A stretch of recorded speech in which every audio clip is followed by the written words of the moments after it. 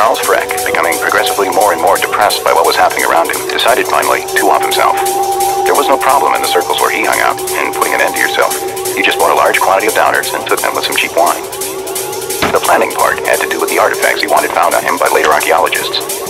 He would be found lying on his back, on his bed, with a copy of Ayn Rand's The Fountainhead, and an unfinished letter to Exxon protesting the cancellation of his gas credit card. That way, he would infect the system and achieve something by his death, over and above what the death itself achieved. At the last moment, he changed his mind on a decisive issue and decided to drink the pills with a connoisseur wine instead of Ripple or Thunderbird.